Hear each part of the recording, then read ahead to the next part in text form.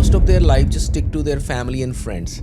And they have to understand that their family and friends love them, but they will also keep them in their comfort zone and never let their courage be tested. You will have two options, which is stick to what you're doing, which is the safe option, or the other option is going to be, it's going to feel like risky, but that's where the courage is going to be built and tested.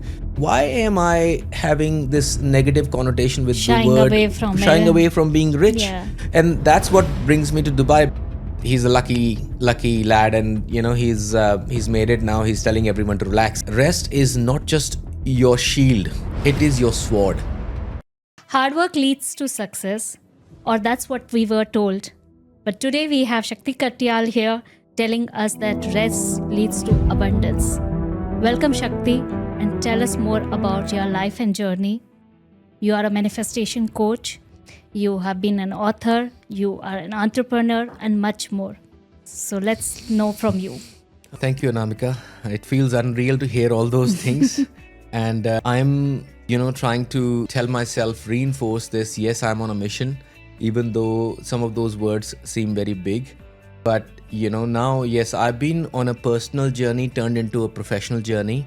And I tell a lot of people that, why my words tend to stick and create more impact is because I'm speaking out of personal experience and not just training. I mean, training is very important, but speaking out of personal experience is like, I heard from someone the difference between having your own biological child versus, adopting a child. When you have your own child, you've gone through the labor pains and all, so it's a different feeling. But back to your question. Sorry, what was the question again?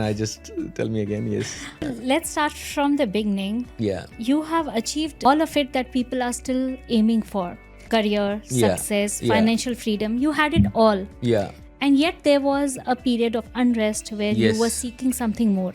Yes. Where did it all begin? Exactly. Thanks, Anamika. And the reason I asked for the question again is because I can talk end to end, all day, 24 hours, with or without cameras about this. But at the same time, it is important that we do let people know specifically what is blocking them. And you're right. I mean, in terms of my story, going back 7 to 8 years, about 2019, I think, where, as you rightly said, I had everything. There was like, I had not left myself with any reason, pretty much. Like, I had the family, I had the finances, I had the professional success of, up to a limited level, but it was decent enough. It wasn't like I was jobless or anything. But some people can, again, miss that moment. Some people start before me, but I was lucky to start then. And I just realized that despite me putting over the top effort, with a lot of hard work, and we'll come to hard work in a moment, but I was putting in a lot of hard work, but it was not leading to the kind of unbelievable, outstanding level of success that I was imagining. So I was getting mixed responses at work as well, where, some things would click and some things would bring compliments and everything, but some things would be really, creating a lot of sweat and tears, but they were not turning into as many dollars as I can. So I'm really glad to some of those critics or those challenges, that made me feel like, what, I have this, but it's more. Nowhere close to where I can be. And I think this is an inner calling in many people. They just need to sit down, and that's where awareness comes in. So that was my calling. Right. But I want to know that this kind of misalignment, if I may call it, many people feel at different stages of life, especially as they have progressed and seen enough of life. But not everybody has the courage to step away from it, or they still stay in their comfort zone, if I can call it. Yes. So what made you choose to move away from it and towards your alignment? Exactly. And Anamika, you mentioned the word courage. This is probably one of the greatest virtues that I've found over these years. And I am not going to say that I was the most courageous person. In fact, I always felt that I was operating way under my threshold of courage.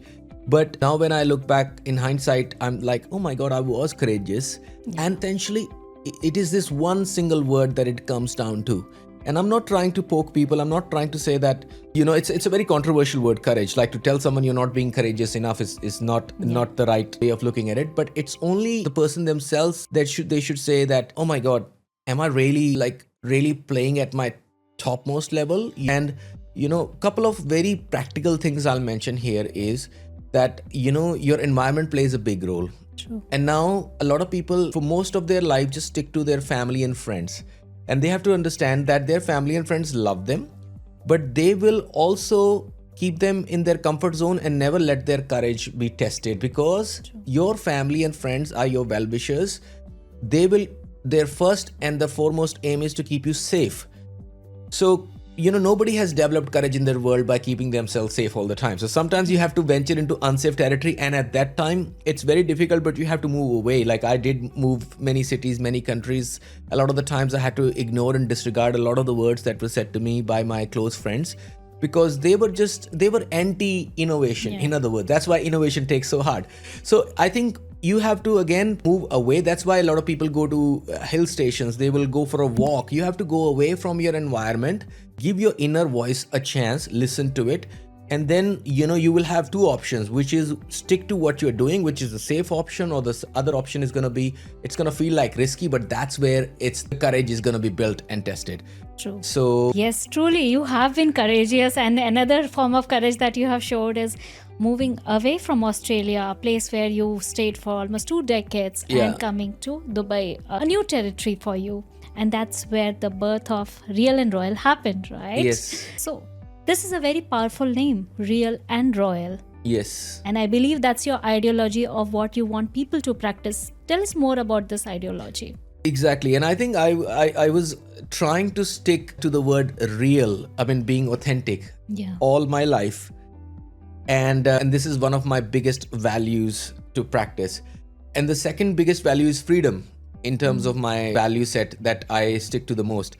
Now, I was not connecting with the word royal for a very long period of my time, which was what happened later once I really sat down over COVID and not only worked on, my health and fixing what I was doing, but I really worked on my psychology of money. I'm like, okay, why am I having this negative connotation with the word shying away from being rich? Yeah. And that's what brings me to Dubai, because for the first time in my life, I've really sat down and made this move by design. I've chosen this city versus having landed here and then trying to tell myself, oh no, it works because of A or B or C.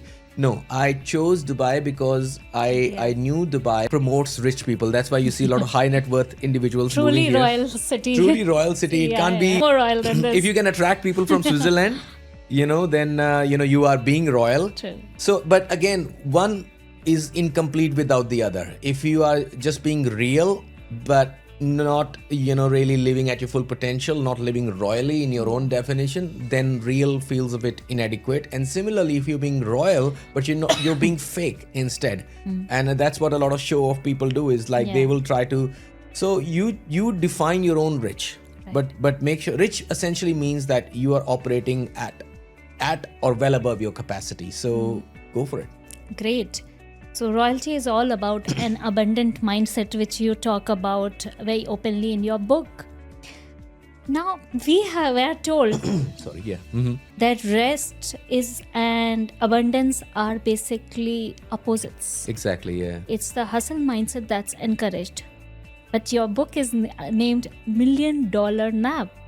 That's like so intriguing. Yeah. That can we become abundant? Can we have more abundance in our life through more rest?